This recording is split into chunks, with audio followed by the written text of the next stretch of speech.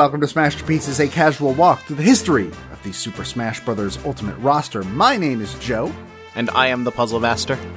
And if you're new here, what we are doing on this show is we are playing one game for every character in Super Smash Bros. Ultimate from 1984's Duck Hunt to 2019's Fire Emblem Three Houses. And today's episode is about the game that is representing fighter number 24, Mewtwo.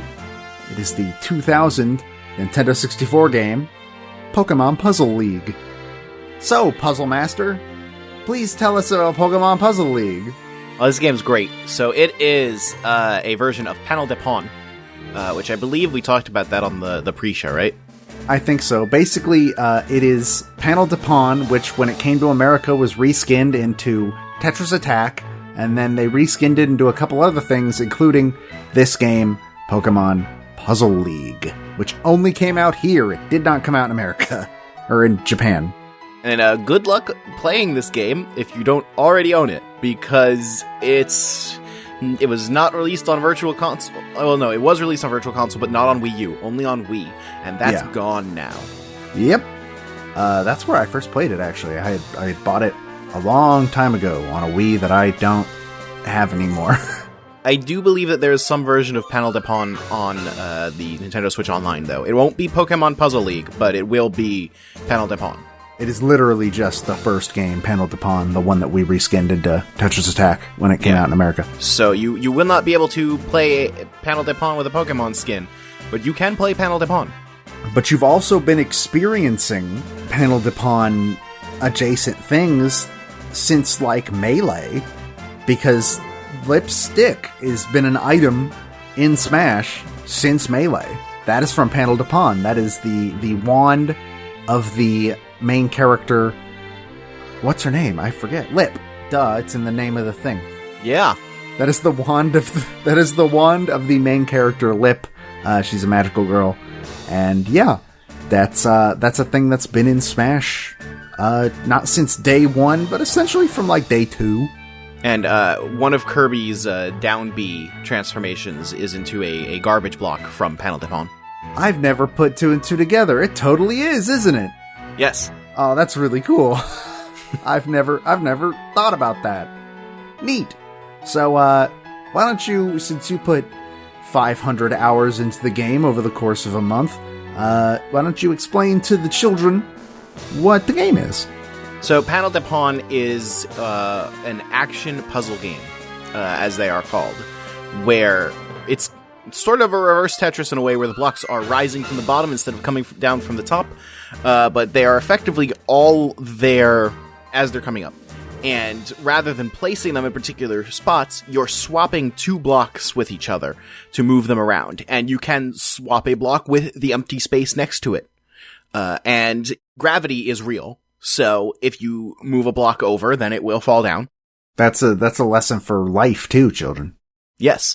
And if you match three blocks together, either horizontal or vertical, then those three blocks will disappear, and gravity happens and the blocks above them fall down. If the act of those blocks falling down happens to make another three blocks line up, then you've just made a chain. And that's pretty much the basics. So yeah, it's a puzzle game. You switch the blocks, you get rid of the blocks. And you lose if it goes to the top. Like if it goes past the top at a certain amount or for a certain amount of time. Yeah, it depends on like the level. In the 1v1 mode, which most of the 1P Stadium for Pokemon Puzzle League is based off of, then you have like a couple seconds of it being stuck there to sort of save yourself before it loses. But I believe when you're playing the Marathon mode, which is the traditional Panel de Pon mode, then the moment it hits the top, you're done. So yeah, you put an unconscionable amount of time into this game. Like we're talking 5.5 to 7 hour streams. It's a good game, Joe. It is a good game, but I capped out after 6 hours. I wanted to keep playing, and what was I gonna do? Beat Mewtwo off stream? Maybe. Speaking of though, you did what we have been saying up to this point was like the one goal that we assuredly were not going to do, and you did it twice. on the 2 highest difficulties. Yes. And like both times, how long did it take you to beat Mewtwo on very hard? It took some time. I want to say it took at least a full stream of like trying, I think. I want to make sure people know this is without save states. Wii Virtual Console did not have save states. That was an addition on Wii U. So every time you lost to Mewtwo, you had to go back to Gary. Which looked like a pain in the ass. I couldn't even get past Bruno on hard, much less touch anything in super hard.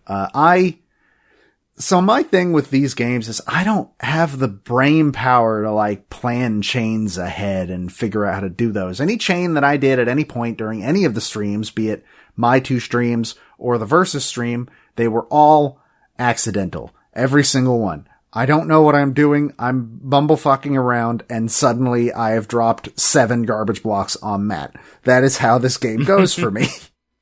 I would not really say that I have the brain power to do that either. I just happened to get to a place where I could recognize chains, like things that could be chained together immediately. Like I can't see the potential for chains and then put them together. I can only be like, all right, if I clear this right now, then there will be a chain right here if I move this block. I can think literally 1 step ahead. I can't even do that. I can think I need to clear something right now and then do. And if, Jesus takes the wheel, Pokemon Jesus takes the wheel and gives me a chain, more power to him. My biggest problem was like, there would be chains that would just fall into my lap and then I would move a block and ruin the chain.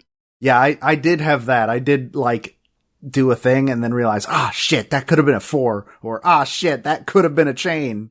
I did that constantly. That was my entire playtime. So yeah, the 1 player is basically just the versus mode, but against a CPU where you go through all of the gym leaders. And then Tracy Sketchit for some reason, who's there. And then Richie is a member of the Elite Four, not Lance. Lance and Agatha just both get written out of this game completely. Because they hadn't appeared in the anime yet. That is bizarre, but that makes sense. And then it's Bruno and then Lorelei? Or is it Lorelei then Bruno? Yeah, it's Lorelei then Bruno. Look, we gotta talk about Lorelei. Why is she hitting on Ash? Yeah, it's a little weird. It's a little bizarre. Ash is 10 years old. Lorelei is a grown woman. It made me uncomfortable every time. And then Bruno, I think somebody in your chat described it as Bruno's voice lines being a self-guided meditation CD. Which, yeah, no, they kind of are. I don't remember seeing that, but I did miss a few things as time was going on. Yeah, I remember clearly somebody saying that during the Versus stream, because I think I was playing as Bruno. I'll also say, like, while I'm, like, looking at some things in the VODs, both times that I beat Mewtwo, I feel like I didn't earn the win against Gary immediately beforehand, and, like, his AI just fell apart instead of actually earning it. Like, the game just decided, man, he's been trying for a while, just give him 1. I doubt there's any mechanic in that game to show mercy, but maybe, I don't know, I'm not a coder man. No, there's definitely not. The AI just kind of falls apart sometimes. And that's kind of how I beat Mewtwo on super hard. Mewtwo just kind of backed itself into a corner as I got lucky with some garbage blocks. Which you did that within an hour of starting that stream. Yeah. Before I had even gotten home from work, you had already beaten Mewtwo. Yeah, I don't feel like I super earned the super hard win, because it just feels like I got lucky with the AI being dumb. I mean, that's what you gotta do with AI. AI is either super dumb, or it reads your inputs. And those are the only 2 things. Just watch Mewtwo playing during any of the VODs, and like, his only limitation for reaction time is the literal frames it takes to move the cursor. Yeah, I think, I from what it seems like, not only does difficulty level, like, sort of up the speed and, like, how fast you, like, lose when it gets to the top, it also seems to affect how fast the enemy opponent can go. Yeah. Because eventually, when you're on super hard, some of those are like, oh, no human being could ever, like, move with that much precision that fast. No, absolutely not. There probably are people that can actually do that, but neither of us are that. I would not say that there are people that can do that. That was frame perfect. I don't know. Like, frame perfect over and over and over and over again. That's true. Basically, playing on super hard against the AI is essentially playing against a task run sometimes. Essentially. But, yeah. The weird thing about this game is I don't actually think there's a ton to talk about. Not really. No, that's kind of the thing about an action puzzle game. It's like, there's a lot of gameplay you can get out of it, but really, unless you're like super high level and you're prepared to teach people how to play it, there's really nothing you can say about it once you've explained it. But there are a couple of things that I feel like I can talk about. First of all, the sound design in this game is my actual nightmare. It's a nightmare. I hate it. Put that voice clip of Kingler in right here. Sure. Yeah, you know what? Yeah, I will. Thank you. I will. Good idea. Look, here's the thing. If you're working on a Nintendo 64 cartridge that does not have a lot of room for voice lines, I have a suggestion for you. Don't use voice lines. Because if you can only record 3 per character in total, that's not enough. But Joe, I'm gonna win.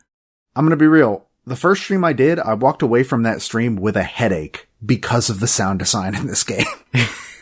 Like, it's an absolute nightmare. Like, characters could say 2, like, yeah phrases at once, like, layered over each other. When it puts on the reverb, when you get the metal blocks, that somehow sounds like auditory poison when it comes through my headphones.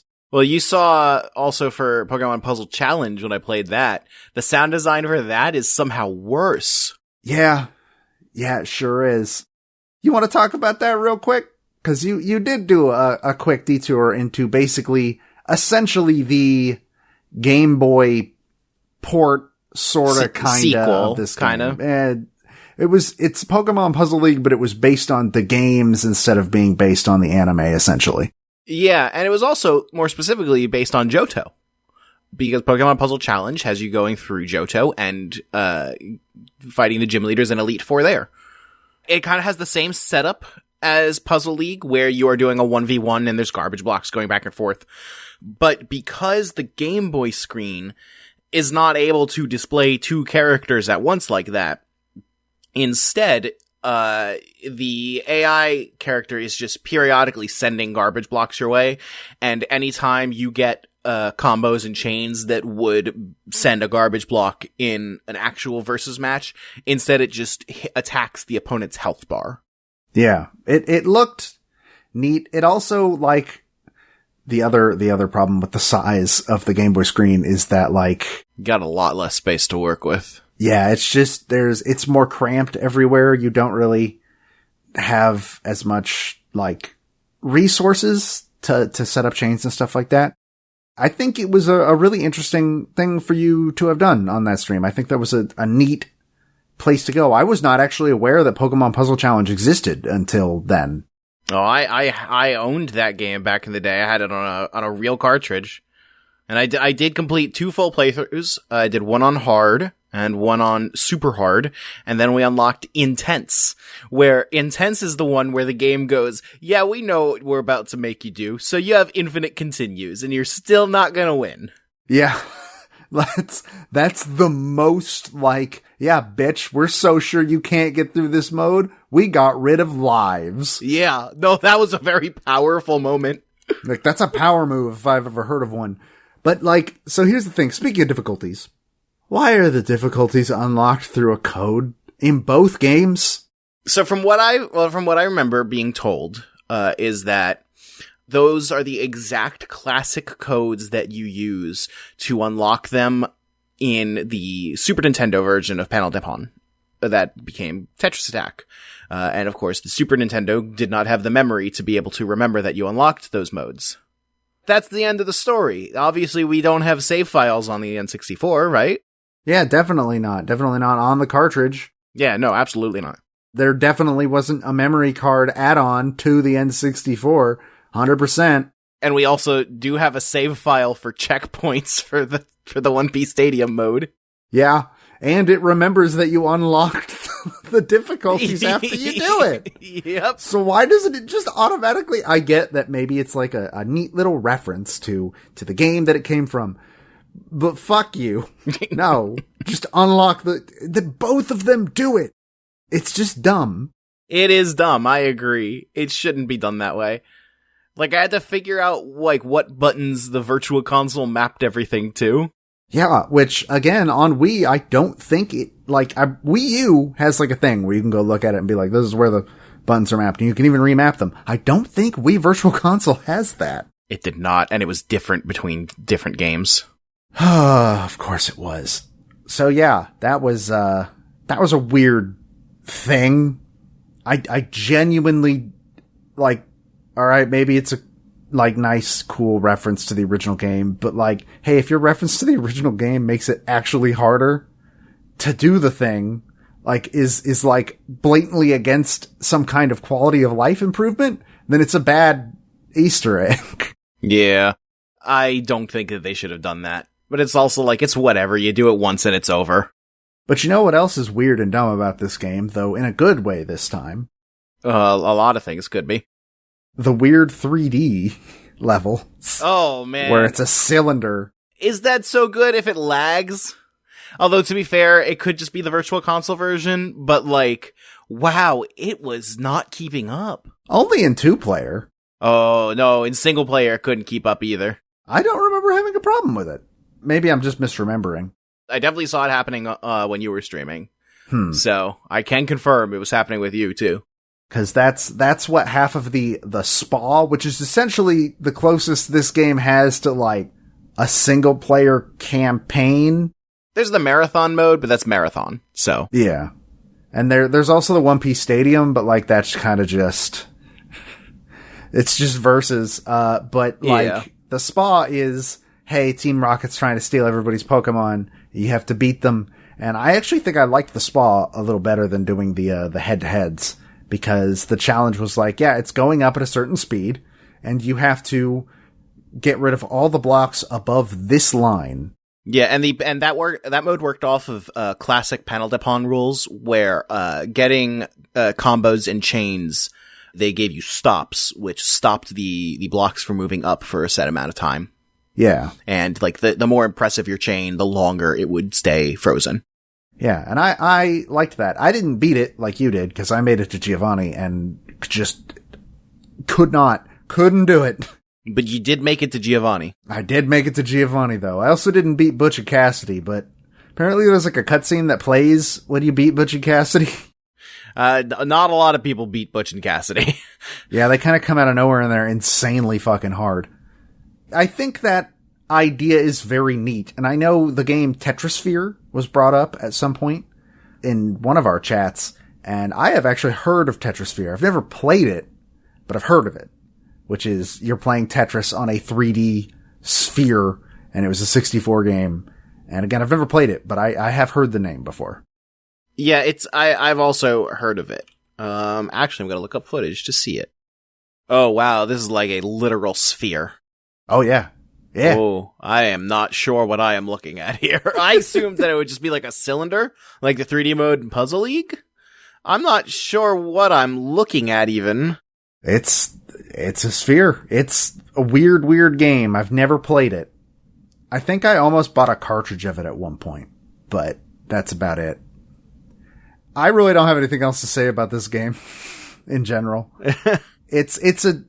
This one more than any of them, and I feel like I said this in the pre-show too, this one feels like a relic of its time. Because, like, it's got the original 4Kids Pokemon cast, it's got actual, like, they commissioned new animation from the studio to put in the FMVs, which, FMV on the N64, by the way. Not easy. Games generally didn't do that. The N64 wasn't good at it. And, like, this game didn't even come out in Japan. Yeah. Like, this was exclusively an English release, which is strange. I don't think Japan got any Panel de Pon game on the 64. I would assume that is the case. I can't think of another one that's on the 64 in general. Panel de Pon, as a franchise, is a little dormant right now. There hasn't been a proper Panel de Pon game in a while, but it did just show up in Animal Crossing a couple years ago. Yeah, I did hear about that. Like in Animal Crossing New Leaf, in the Welcome Amiibo update, you can just play Panel de Pon, I guess. Also, some spiritual successors have come out since. I think Pedal Crash is a Panel de Pon clone. Yeah, there was someone that showed up in my chat during my big Mewtwo grinding stream who told me about a couple. I have not tried any of them yet, but the ones that they recommended are Swap It Showdown, Flip On, and Superplexus. So there has not been an official Panel de Pon in a while, but you can still get your Panel de Pon fix with these games that are like it. And I'm pretty sure at least one of those games is on Switch. And I don't know if Pedal Crash is actually a Panel de Pon. I just think it is. I only know that game exists because the Baz is in it. So let me take a look. This looks similar to Panel de Pon, but it's not quite Panel de Pon. I think it is Panel de Pon inspired at the very least. Yeah. And this has kind of reminded me, because I did play Pokemon Puzzle League as a kid. Playing it now reminded me, like, man, Panel de Pon's really good. Mm-hmm. Like, I want to play more Panel de Pon. And it kind of does suck that this game is so far in the past that, like, I sent one of my friends a clip of beating Mewtwo, and he didn't even know what game it was. He had never seen the game before. And it's like, that was someone my age who would have been a kid when it came out. I had never heard of Pokemon Puzzle League until I bought it on Wii Virtual Console back in, like, 2012. Yeah, like, I'm surprised that this game isn't as well known as it could be. Well, at least it's not Dr. Mario 64, where I've yet to see proof that game exists. Yeah, I agree. And wasn't just one that you made up in your head and were like, this is probably the name of a game, and then put it on the list. Statistically, a game has to be called this, right? It's got all the parts. There is no official artwork for Dr. Mario 64 on this earth. So, I think there's one last thing to talk about for this, and that's the music, which is going to be a weird subject this week, because do you want to tell them where all the fucking music comes from in this game? You guys ever heard the To Be a Master CD? Yeah. Is this the first time that we've talked about music that's on Spotify on Smashterpieces?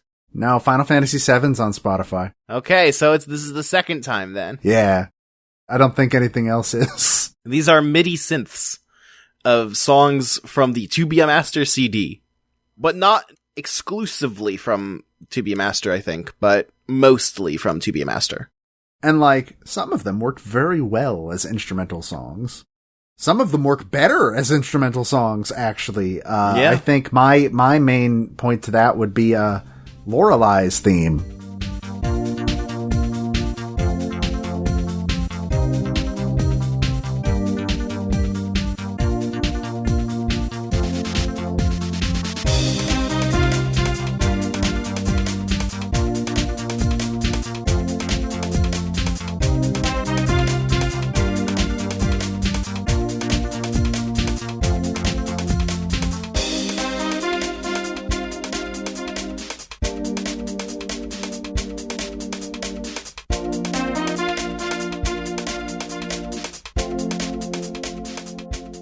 Which Lorelei's theme is a remix of, I believe it's called Pokemon Dance Mix? Yes. And the lyrics in that song are not great. But this version of the song has like the dun dun dun dun dun dun dun, which is like my favorite part of the song. So it takes all the best parts and separates them from the not best parts. God, it is difficult for me to like decouple my thoughts of any of these songs from not just the To Be a Master CD, but the original cast recording for Pokemon Live, the stage musical. Yeah. Well, the most important song from that production isn't on the fucking in the game, so fuck it. There is no Two Perfect Girls. Two Perfect Girls is not on this soundtrack. That is a fucking travesty. That is why this game gets a 0 out of 10. No other reason. But it also has, it's Gary's theme. And it's an instrumental version of Pokémon World.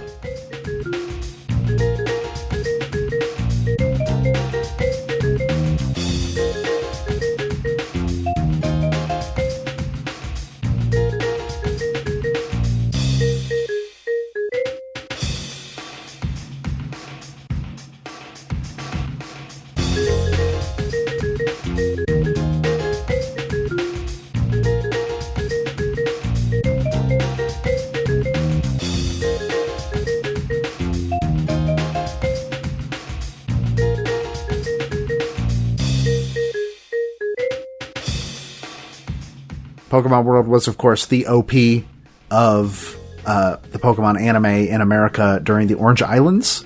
And that one, I'm pretty sure, is not on the To Be a Master CD. I don't think so. But this, I mean, actually it might be, because remember, Lugia is on the cover of that CD, and... No, that's not To Be a Master. That's totally Pokemon. Oh, shit, you're right. Yeah. Also, Pokemon World isn't on that CD. Nice. But I really like Pokemon World, but I prefer the movie version, which I can't put in this episode because it'll get pulled down like immediately, I assume. I don't know. I'm not willing to try it, but if that's on Spotify, if you want to hear the best version of Pokemon World, you gotta go listen to the Pokemon 2000. Is that version on Spotify? Oh yeah. Movie version of Pokemon Johto is too. I know that the Pokemon movie 3 soundtrack, which that movie is called Pokemon the Movie 3. That one is on Spotify. I don't think 2000 is. I can't find it. The original version of Pokemon World is on the Pokemon X 10 Years of Pokemon CD. That's on Spotify. Which, why is there such a strange selection of Pokemon music on Spotify?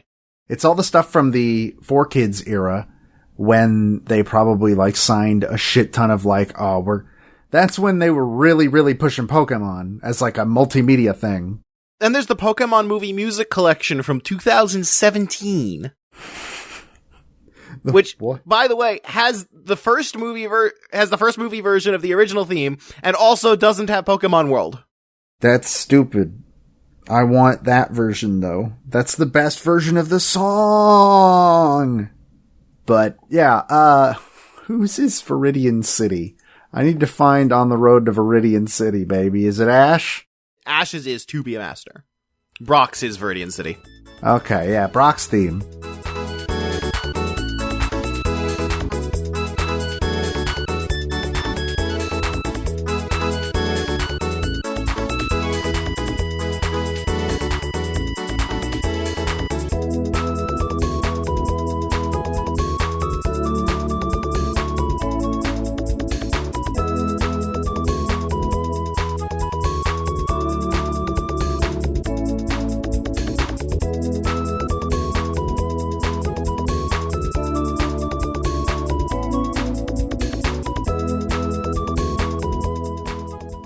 Because we're on the road to Viridian City. This is probably, we were making it a nightmare to figure out where the gas is supposed to be for where these fucking samples go.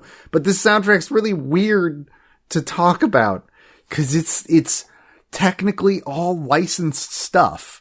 Except for the spa music, which has that weird wedding song. Have a good battle.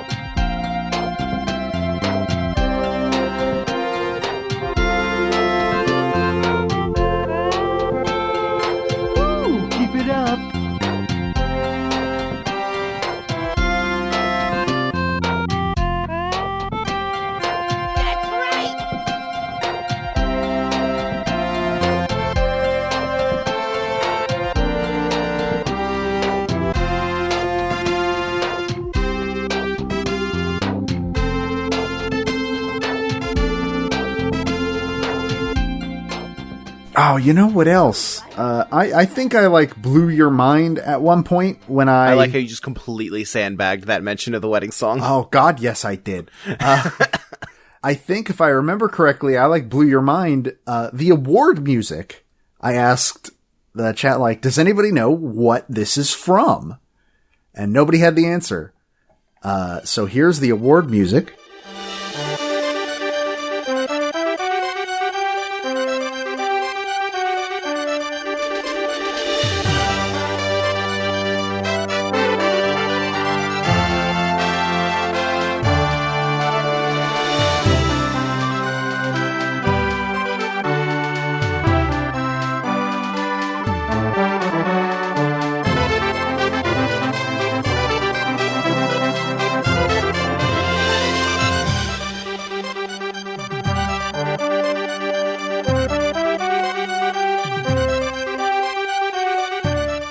This is just sort of, I'm going to give you a second, try and figure out where it's from. Matt, what do you think it's from? No, I remember what it's from. Okay. Yeah, I blew people's minds by, for some reason, knowing this. It is a MIDI version of Dragonite Takes Flight off of the original score of Pokemon the first movie, Mewtwo Strikes Back. Why do I know that? Just off the top of my head? What a good question. Any other music that stands out? That one is on Spotify. It sure is. Because for some reason the score of Mewtwo Strikes Back is on there. I don't have any more music. Like I said, it's just To Be a Master. Which, To Be a Master is a great CD. It is. There's one song, actually, that's not from To Be a Master in the, one-player mode. That's Giovanni's theme.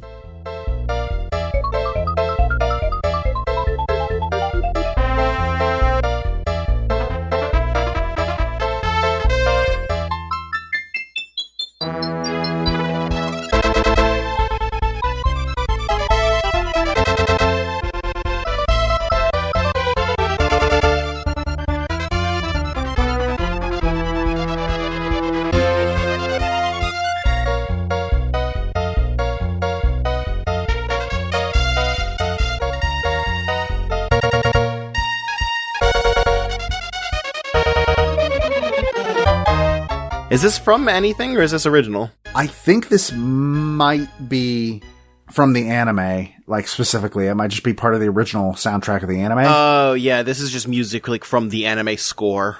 It plays in the first episode. Pikachu versus Spearow. Oh, nice. I did not catch that. I haven't watched that episode in a very long time. It's on Netflix. Well, half of it's on Netflix. Half of the Indigo League. That episode?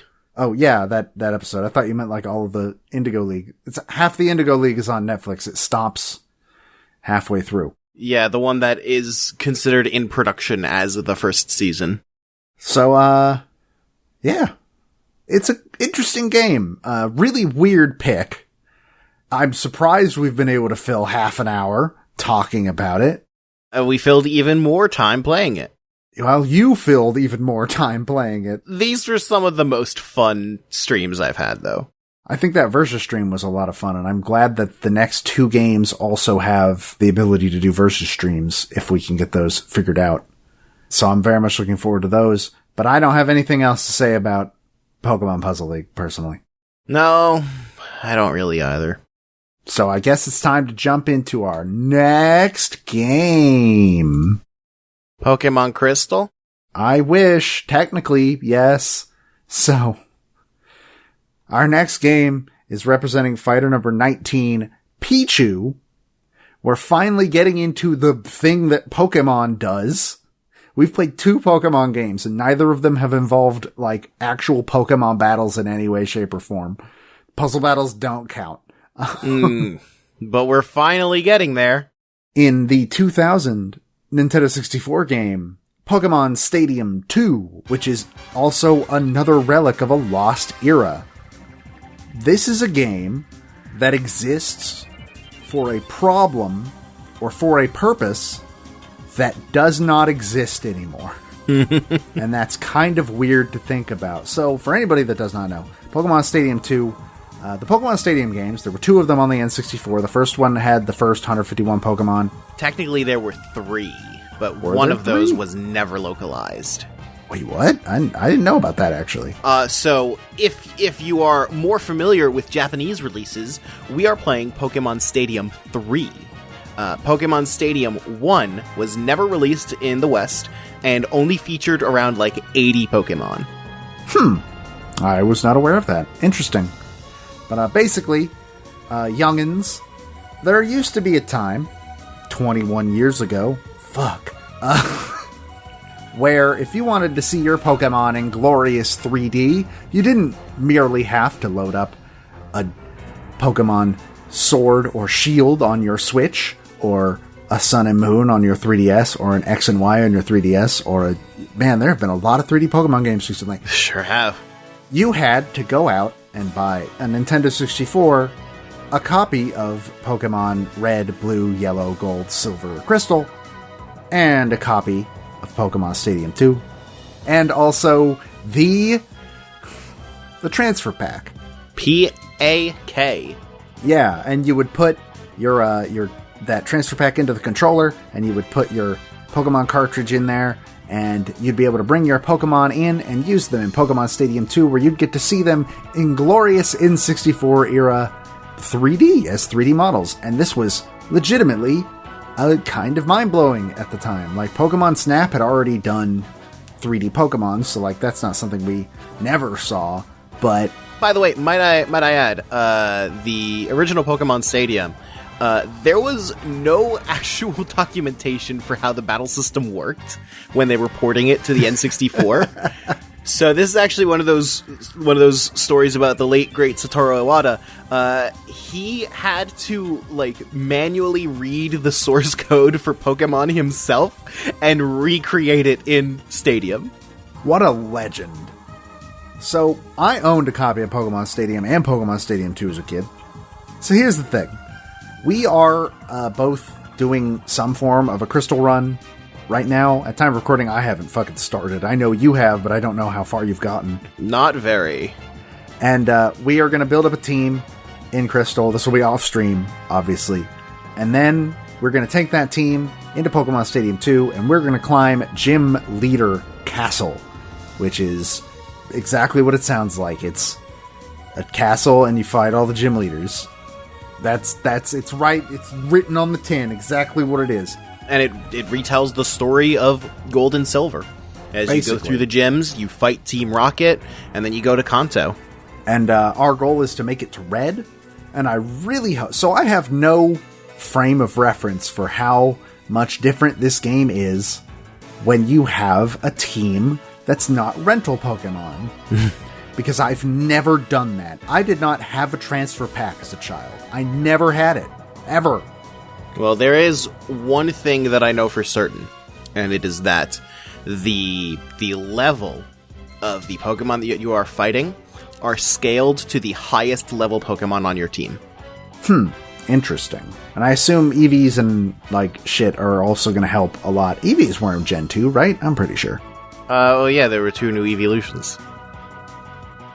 Anyways, so rental Pokemon are a thing in this game, which I think is actually neat. It was my favorite part of the game as a kid, where it just has a list of fucking Pokemon.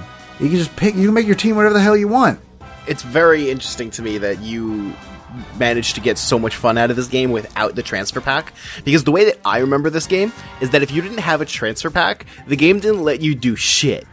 Oh, the game lets you do plenty of stuff if you don't have a transfer pack. You can still do Gym Leader Castle, you can do Earl's Academy, you can do the Cups. Those are still good. Yeah, but you're like a second-class citizen, though. I mean, yeah, basically all of the rental Pokemon suck. They're terrible.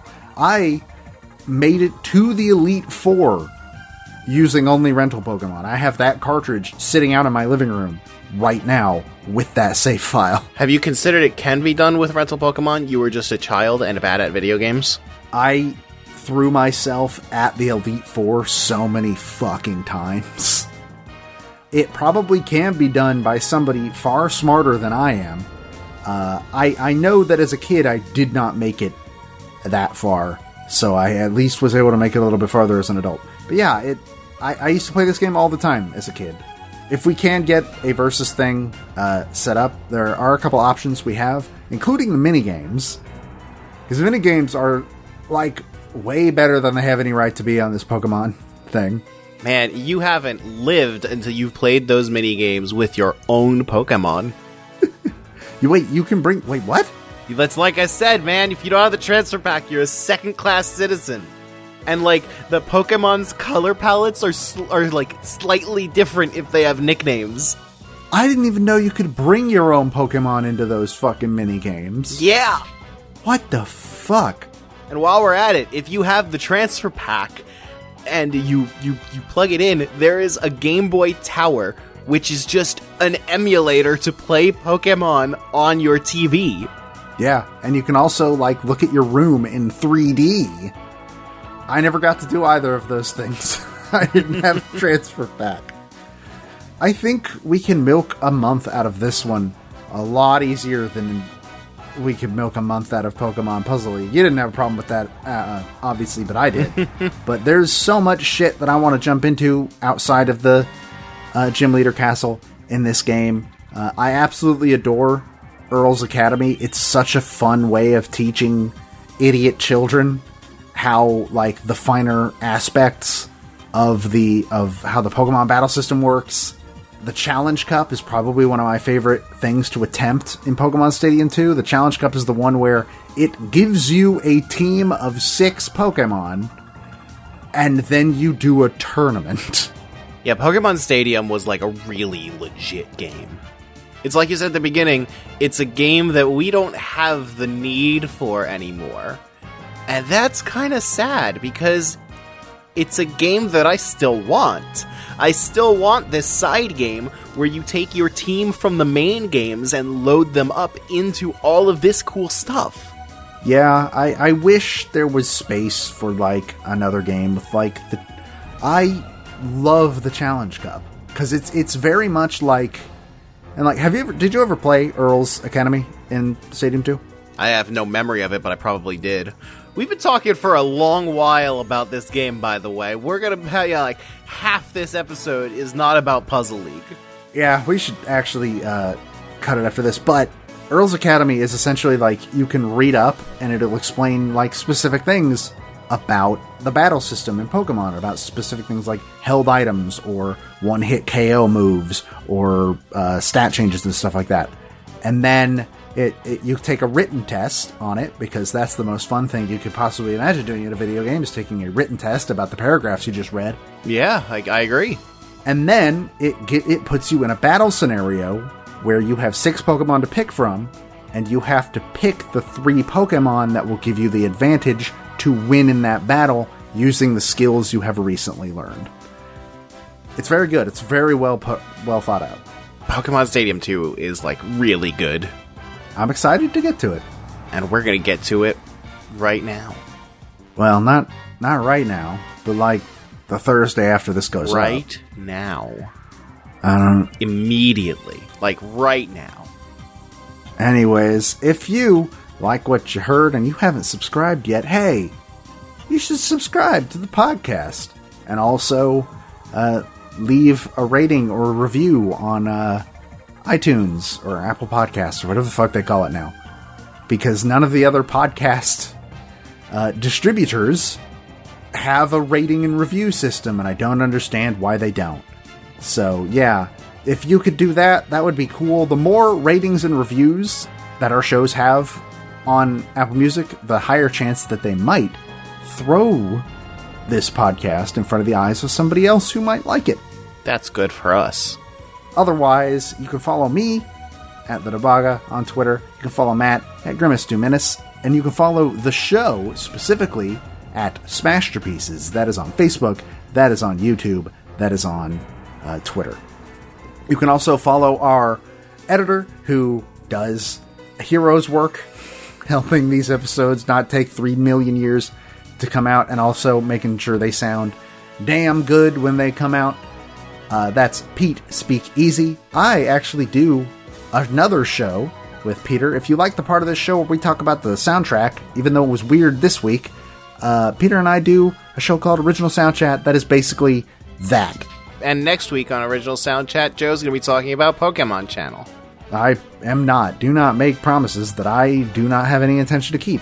I intend to make you have to keep that promise. Never. Yeah, that, I believe, is it. You can find this episode and all the others at anondino.squarespace.com. We are brought to you by Anonymous Dinosaur and Nintendo World Report. And with that, my name is Joe. And my name is Matt. And we'll see you next time when we start climbing the castle in Pokémon Stadium 2.